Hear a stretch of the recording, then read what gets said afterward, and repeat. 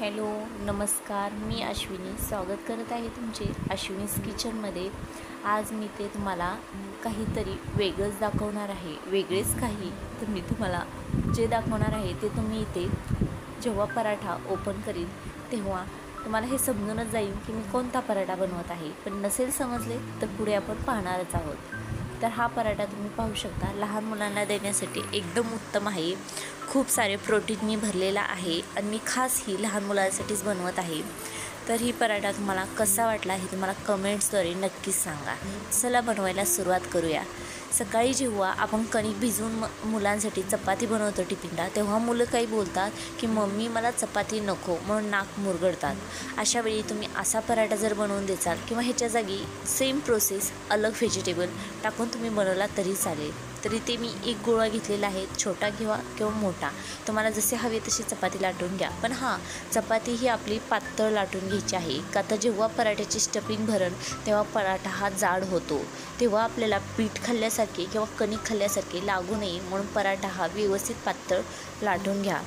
इथे माझा पराठा व्यवस्थित पातळ लाटून झालेला आहे. तर आता मी याच्यावरती काय स्टफिंग भरणार आहे मी तुम्हाला सांगते. तर इथे मी खिसलेले गाजर घेतलेले आहे, खिसलेले बीट घेतलेले आहे.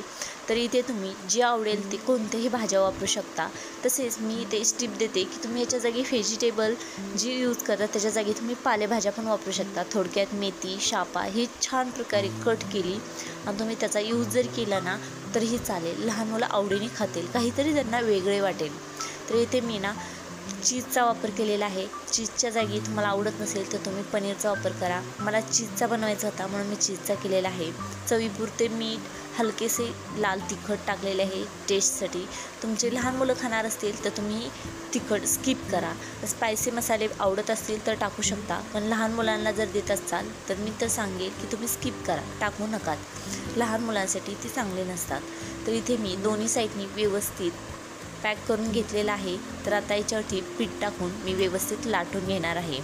तर लाटताना काय करायचे की हा ऑलरेडी लांब आकाराचा झालेला आहे, तर आपल्याला तसा लाटायचा नाही आहे. तो आडवा ठेवायचा आहे आणि त्या साईडनी हलक्या हाताने लाटून घ्यायचा आहे.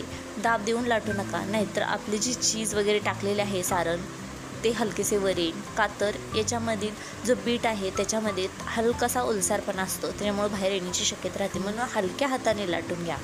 आता इथे पराठा व्यवस्थित लाटून झालेला आहे. आता चला भाजण्याची प्रोसेस चालू करूया. तर पराठा कसा भाजायचा हेही मी तुम्हाला सांगते. तर पराठा भाजताना जेव्हा आपण पलटतो तेव्हा भाजलेला हलका असो किंवा हलका नसला तरीही तेल लावून घ्यायचे. का तर पनीर आणि चीजचा जर वापर केलेला असला किंवा जे मॉइश्चर सोडते त्या भाज्यांचा केलेला असेल तर खाली चिटकण्याची शक्यता असते आणि पराठा फुटण्याची शक्यता असते.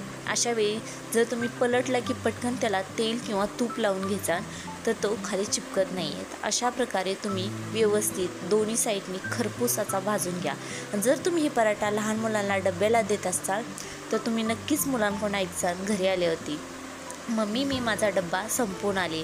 जेव्हा तुम्ही असे ऐकसाल तेव्हा तुम्हाला खूप छान वाटेल. तसे ऐकायचे असेल तर असे पराठे तुम्ही नक्कीच लहान मुलांसाठी बनवून द्या. तर चला मी हा पराठा भाजून झालेला आहे. आता याला मी एका बटर पेपरवरती काढून घेतलेला आहे आणि हा पराठा हलकासा थंड होण्यासाठी मी इथे सोडणार आहे. तुम्ही पाहू शकता कसा टम असा फुगलेला हे आहे, म्हणजेच आपले सारण व्यवस्थित सगळीकडे फुललेले आहे आणि ते वाफेने जी आतमध्ये वाफ तयार होते त्याच्यामध्ये ते हलकेसे गाजर, चीज काय असेल ते तुम्ही जी व्हेजिटेबल भाजाल ते आपणआप वाफवून निघते. त्याच्यामुळे त्याला शिजवण्याची काही गरज नाही. ते इथे मी पराठा ओपन करून दाखवत आहे. हे पाहू शकता पराठ्याचा कलर आणि टेक्स्चर बघूनच तुमची मुलं हा पराठा फिनिश करतील. तुम्ही हा पराठा दह्यासोबत किंवा तुम्हाला जे आवडेल त्याच्यासोबत तुम्ही देऊ शकता. मी तर सांगेल असा जरी दिला तर मुलं नक्कीच फिनिश करतील. कशी वाटली हे मला कमेंट्सद्वारे सांगा.